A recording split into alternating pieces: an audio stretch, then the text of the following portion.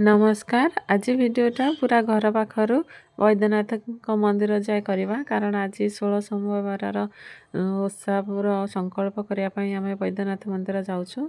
ये घर पाखर बाहर बेलू ये प्रथम बजरंग बली अच्छा तापर एठू आम मोड़ी की माने टर्न करवा आम सान बजार आड़े जावाई जाजपुर टाउन सान बजार आड़े जावाई तो आम 4 जन जीवार थिला। तापर जाजपुर सान बजार से गली रू बाहर की एठी माँ काठगोला काली पाखरे बंध उपर को आसवा बंध उपर को आसिकी एठी पुणी टर्न करवा पूरा सीधा बलीघाट पोल पाखक पोल उपर को जीवाई आम 4 जन आसबार थिला। तो स्कूटी रे आग नणद 2 जन पलैले मु तांका संगर जीवार थिला किंतु आउ जन सासू बाहरिले बोली एटा गोटे बाटर भी गोटे शिव मंदिर थिला केते मंदिर अच्छे बाटर मुझे सब देखी भी जाऊँगी आउ सासू बाहर बोली सासू 4 जन तो स्कूटी रे जाई हबनी से कहली मो सासू संगर जाऊँगी तुम्हें 2 जन आगरे जाओ से मैंने आगरे पलैले मो सासू संगर चली चली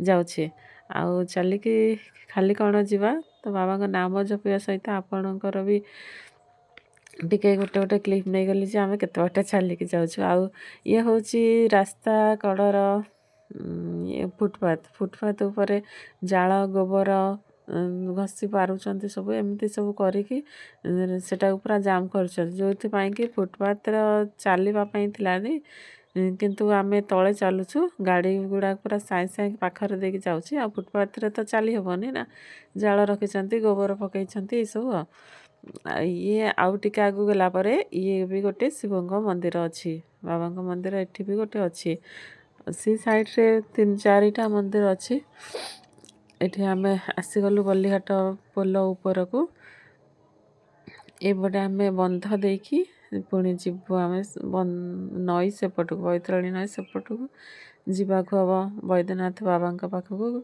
जीवाक हेले मुझे फोनटा धरिकी चलुली तो से फोनटा एमती हलुला आ भिडियोटा एमती हो टिके आ ये बंध पर मो झील थी बेलू देखी प्राय मु अष्टम नवम श्रेणी पढ़ला बेलू ये गोटे गुपचुप जमी गुपचुप वाला जमी गोटे थी ये पर्टिकुलर से ही लोक तो नुहे लोक भी बदली गले किंतु गुपचुप गाड़ीटे ये थी निश्चय भाव में आउ ये है आमर बैतरणी नई एवं नई पाखरे मु देखी गोटे वीडियो रे आम सुनामुही माँ अच्छा जे कि बल्लीघाटर ग्राम देवती सान बजार आउ दूर देखु कौन सी व्हाइट टिके देखा जाउछि नई सेपटे देखु तो आपन जानी पारले कि बहुत बढ़िया ये होचंते बाबा आमर बाबांकर सबुठ बड़ स्टाच्यू करा जाइछि सेटा पोल उपर ठिया हेले पूरा देखा जाए एमती बढ़िया लगे विशेष करी जेतेबेले सूर्य अस्त होइथिबे ना सेपट को सेतेबेले बाहर बढ़िया लगे ए पोल एबे सरीगला तापरे आमे एपटे टिके पिछु रास्ता अच्छी पिछु रास्ता देकी गले अल्प समय रे वैद्यनाथ बाबा पाखक रास्ताटा पड़ो ये बाटर एमती मूर्ति रखाई जहाँ सासू जुआर होती सी आगरे चली चली जाऊँगी आ मु पछे पछे आपण वीडियो क्लिप सब नहीं नहीं कि जाऊँगी ये आम पुणे टर्न करवा डाण को यपटे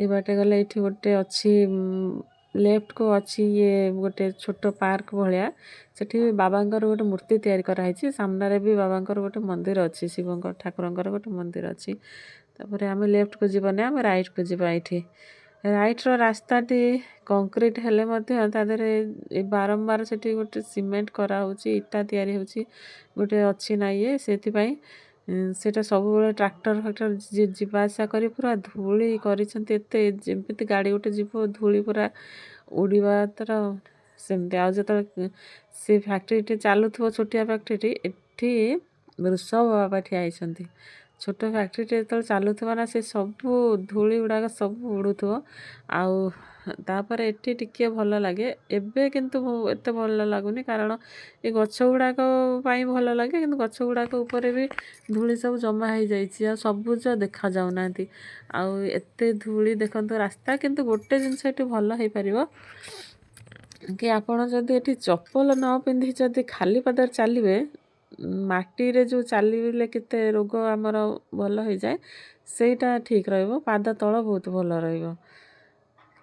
ତାପରେ ଆମେ ଆସିକି ପାଖାପାଖି ମନ୍ଦିର ପାଖରେ ହେଇଗଲୁଣି। ଯେବେ ବି ଆସୁ ଏଇ ପାଖରେ ଜଣଙ୍କର ଘରର ବାଡ଼ି ଅଛି, ସିଏ ବହୁତ ପ୍ରକାର ଫୁଲ ଗଛ ଲଗାଇଥାନ୍ତି, ଆମେ ନିଶ୍ଚୟ ଦେଖିକି ଯାଉ। ଆଜି କିନ୍ତୁ ତାଲା ପଡ଼ିଛି ବାଡ଼ିଟିରେ, ତଥାପି ମୁଁ ଗେଟ୍ ପାଖକୁ ଯାଇକି ଆପଣଙ୍କୁ ଦେଖାଉଛି କେତେ ସବୁ କଲର୍ର ଡାଲିଆ ଲଗେଇଛନ୍ତି ଯେ କେତେ ଫୁଲ ଫୁଟିଛି, ଭାରି ସୁନ୍ଦର ଲାଗୁଛି ଦେଖନ୍ତୁ। ବହୁତ ବଢ଼ିଆ ଜାଗା ଇଏ। ନଈ କୂଳର ମାଟି ବି ବହୁତ ଭଲ ଥାଏ ନା, ଆଲୁଭିଆଲ ସଏଲ୍ରେ ତ ବହୁତ କିଛି ବଢ଼ିଆ ସେ ହୁଏ, ଚାଷ ଫସଲ ସବୁ କିଛି ବଢ଼ିଆ ହୁଏ। ସେଥିପାଇଁ ଆମେ ଏବେ ପୁରା ମନ୍ଦିର ପାଖାପାଖି ପହଞ୍ଚିଗଲୁ। ନଈ ବୈତରଣୀ ନଈ ସେପଟେ ଯାଜପୁର ଟାଉନ୍, ବୈତରଣୀ ନଈ ଏପଟେ ଅଛନ୍ତି ବାବା। ଆମେ ଏବେ ମନ୍ଦିରକୁ ପଳେଇ ଆସିଲୁ। ଶାଶୁ ଚାଲିଛନ୍ତି। ତାପରେ ପୁଣି ଏଠି ଦୀପ କିଣିଲେ, କ୍ଷୀର କିଣିଲେ। କ୍ଷୀର ଗୋଟେ ଛୋଟ ଗ୍ଲାସ୍ରେ ସେମାନେ ଢାଳିକି ଦିଅନ୍ତି, ଆପଣ କ୍ଷୀର ଚଢ଼େଇ ଗ୍ଲାସ୍ଟି ତାଙ୍କୁ ଦେଇଦେବେ। ଅବା ଯଦି ପେପର୍ କପ୍ ବାଲା ଯେଉଁଥିରେ ଚା ପିଅନ୍ତି ସେ ଗ୍ଲାସ୍ ହେଇଥିବ ତାହେଲେ ସେଇଠି ଫୋପାଡ଼ି ଦେବେ।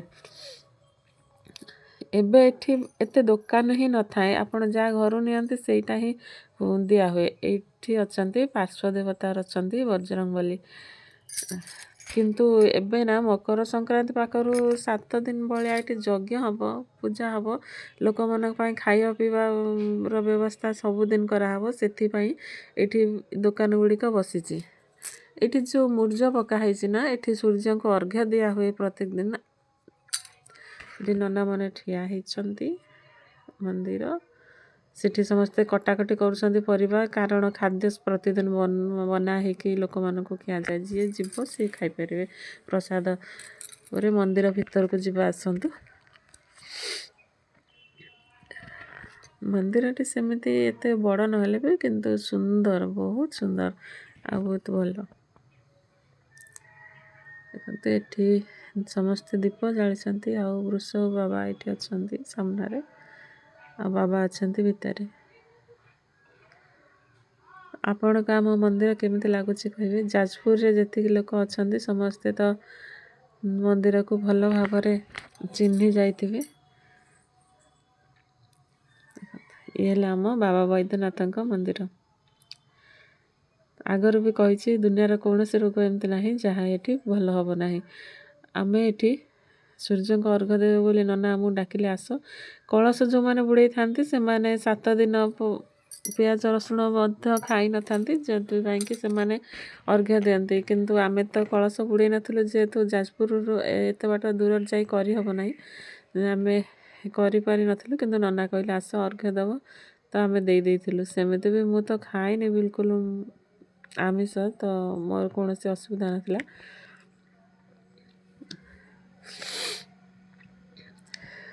କାଲି ରବିବାର ଆଉ ଆଜି ସୋମବାର, 2 ଦିନ ମୁଣ୍ଡ ଧୋଇକି ମୋତେ ଟିକେ ଥଣ୍ଡା ହେଇଯାଇଛି। ଆଉ ବୈଦ୍ୟନାଥ ବାବାଙ୍କ ମନ୍ଦିର ସେମିତି ବି ବହୁତ ଥଣ୍ଡା ଥାଏ।